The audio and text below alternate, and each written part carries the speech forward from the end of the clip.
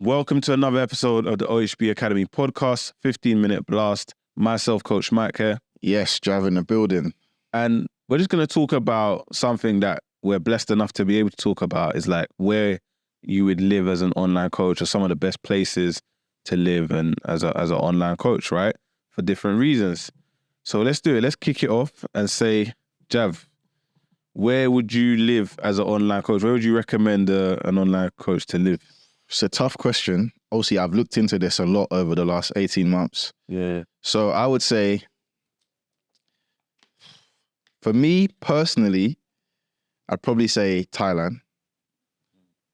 But if I was thinking purely business, it would be Dubai. Why? So Why for both? Thailand, yeah, I think just more lifestyle factors. There's a lot more culture there.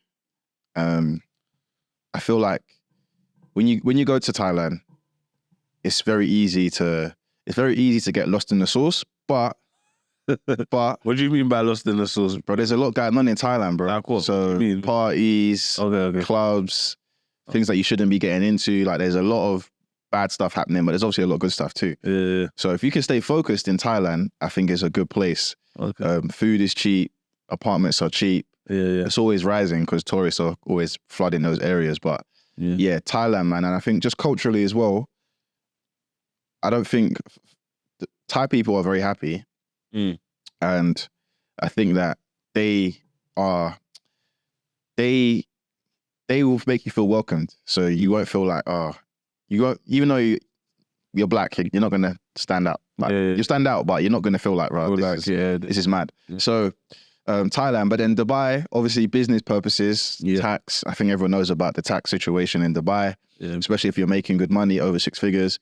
And networking, man. Dubai for networking. I've been there twice. I've always been skeptical about Dubai, but I think, not skeptical, but I just never really saw what's so great about it. But I can see from a business aspect, like it just makes so much sense. You're going to meet loads of people, bro. Yeah. So if I had to pick, personally, it would be Thailand, but that's because I enjoy the culture and stuff. Okay. But if it's purely money motivated, networking, trying to build the biggest brand business, Dubai. If I had it my way, it would be 6 months of summer in England, then 3 months in Thailand, 3 months in Dubai. That would be the way I would position my life. Yeah. I'm gonna have to agree, man. Like the Thailand thing, obviously, that's what I'm going for a bit as well, just to see for that specific reason. Because I haven't done as much traveling.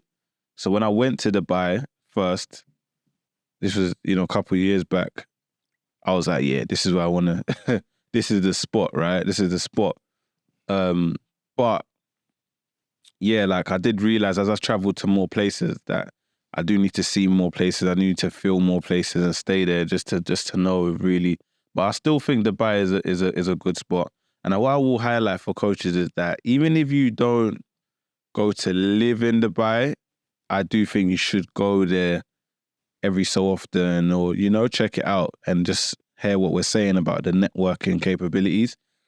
Because it just shows you that it's just it's an abundant world, and there's such a different mind state in different places of the world. So in Dubai, it's literally like we met someone in the airplane, right? Last time we went, and then we just speaking cool, and he's invited us to an event, and then it's like, oh look, I want to hook you up with this. Like you might be able to help me with this, and it's all like that. It's just always like that. Everyone you meet is just But why? What? I've seen other coaches say this. Why do you think there's like a big difference in the networking capabilities or the culture of networking in Dubai compared to England? Because England's a big country. London's popular. Manchester's popular. There's Birmingham's popular. There's a lot of businesses. There's a lot of business people and successful people. Why is the networking in Dubai and the UK so different, in your opinion? Yeah, you know me, I'm going to go straight into the society. Like it's how society is. As time goes on and we see so many different things happening in the world, like this whole Rishi Sunak, just general election, right? I'm like, they call it conspiracy theorists, but I'm so past that now that I realize that it never existed. That's probably been put out there, that word, you know what I mean? Conspiracy theory. But yeah, I just believe that the culture in Dubai it's the culture in any country is cultivated by the people at the top, the people in control. Yeah. In Dubai, purposely, they want everyone to feel and think abundantly. That's what they want. You see it when you look around, bro. Like the buildings, bro. There's nowhere like it, bro. I went Vegas, yeah, and Vegas is supposed to be, when you see it on the screens, it's like this proper made up area, like the big buildings, which it is, but it's like a small radius like this, like because you can see it as you're driving to it because you're literally in the desert. So there's a small radius, bro, and even in that, like there's some towns and places where it's not like that. But Dubai is like most places you go, everywhere it's massive. It's all built up, you know. And they're like, that's in, and I'll give everybody one thing that my cousin told me, right? So in Dubai, they don't call disabled people disabled. They call them people of exceptional ability or something like that. People of, I'll find it out for you, but that's what they call them, right? People like exceptional people or people of ability or something, you know what I mean? So that's even in that word in there, you can see that versus in UK, it's like, oh, disabled. You know what I'm trying to say to you, bro? Like, and everything in the culture of the UK is very much just like, it's designed to scare you.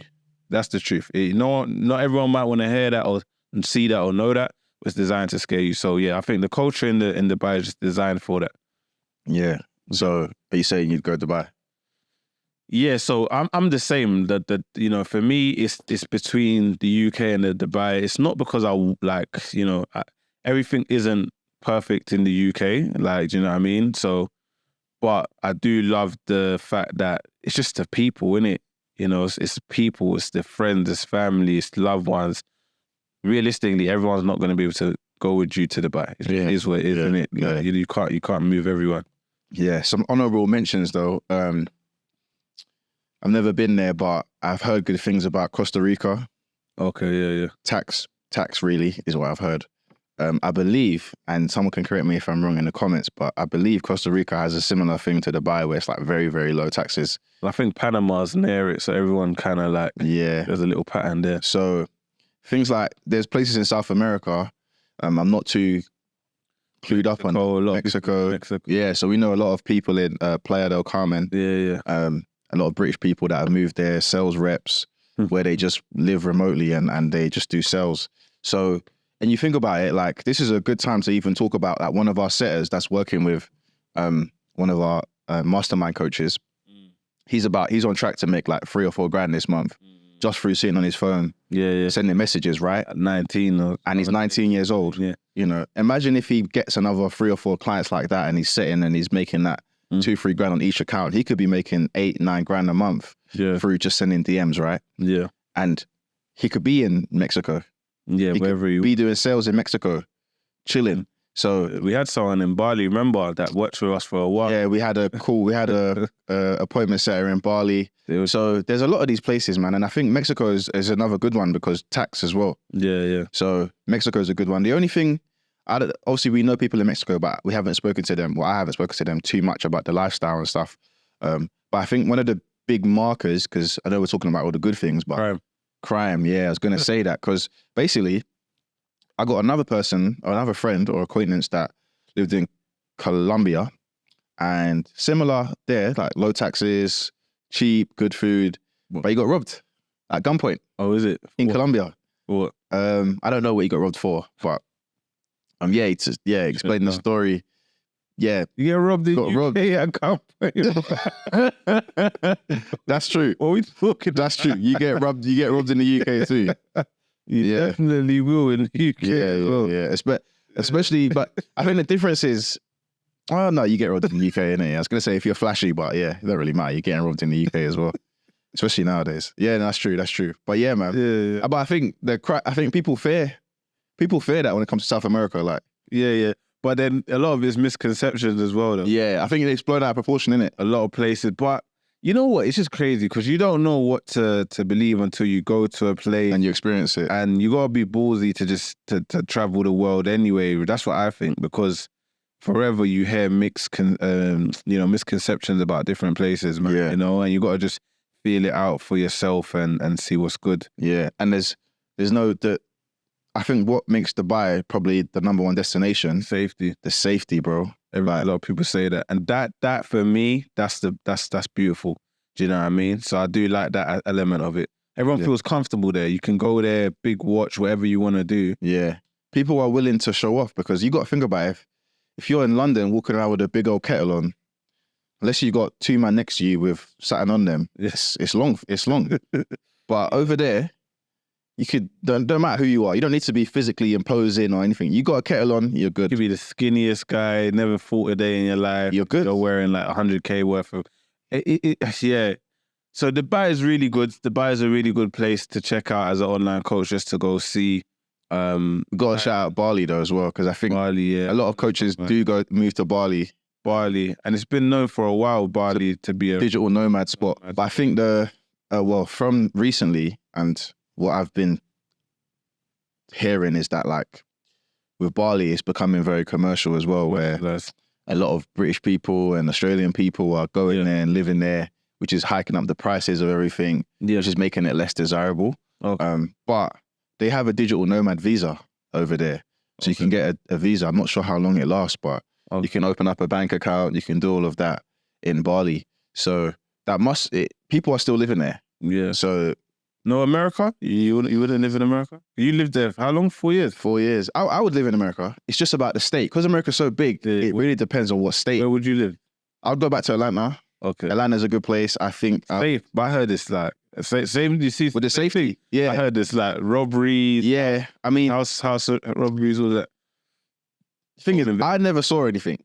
And I was there for how long? So you hear about it, like shootings, like, but you know, sometimes it's like the drama misses you. Because like, I might walk downtown and then like two minutes later, you get an alert on your phone shooting on so-and-so street. And I was just on that street and I didn't see nothing. Yeah. So it's like, Atlanta is active though. It's one of the more dangerous places, but also it's not in the city area. It is, but it's not as bad. It's more on the just on the outskirts. And because Atlanta's not a big city, you drive 15 minutes north, 15 minutes west, 15 minutes south. You're in those places. You're in the gutter, bro. You're in the gutter. But if I was gonna move to America or move back, it would be Atlanta. I've spent some time in Dallas. Dallas is really good. Houston, so Texas as a state is quite a good place. Good for taxes as well. Yeah. I just can't do the whole gun culture out of this, man. It's mad, yeah.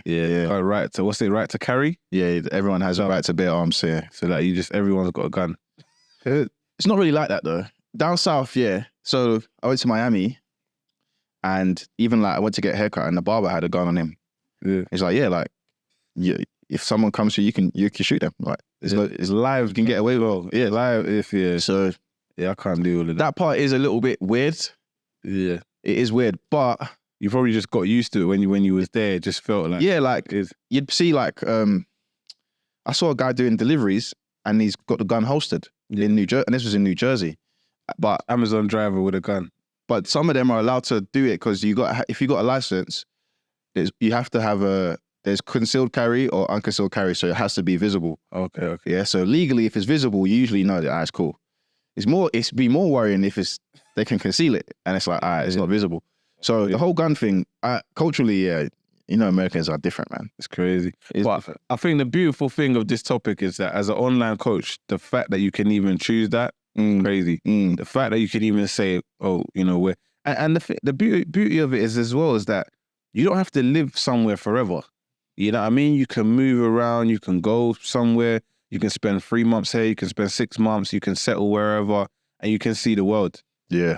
And I think that it's very different than just like being a PT, and because I've been there where, you go to a place, you really let your hair down for a week, 2 weeks, only to come back and then you're just super busy. Back on the PT grind. And you're chasing to get your business back up on running and filling the sessions that you missed out. So it's different, man. And that's the perks of being an online coach that you got to look into and hold on to when you're grinding. And even more important to that is the ability to be in a group that shows you that. So when I say that, it's like you can be a PT in a gym, but you're just surrounded by other PTs that are doing the same shit that you're doing. Yeah. So they don't even know or understand that, there's people in Dubai making 7 figures a year just from coaching. Yeah. There's people in America doing 7 figures a year. There's people that are in Mexico with their online business earning 500K for the year just through a laptop and a phone and coaching. So if I'm only surrounded by Jason and Jimmy who are just doing £40 an hour sessions, that's all I'm going to know. That's all I'm going to think about. That's why joining an online mentorship is one of the more powerful things you can do because of the group element and the community element. What you're exposed to. Because if you're in a group and it's always going off and you're doing meetups and, you know, you might do an overseas meetup, you're going to end up traveling, you're going to end up networking more, and you get to be in a room with them. And then it's like, okay, this is why it's possible. This is how it's possible. So that's a big part of it, man. And I think that's why every coach should have mentorship at some point. You ain't got to be in it forever, but whether it's a year or two, you just get that help that you need to really take it to the next level. 100%. And with that being said, it's a wrap. Go travel the world. Yeah. That's us. Like, share, and subscribe, of course. Pay it forward so we can keep giving you that value. And that's it. Peace.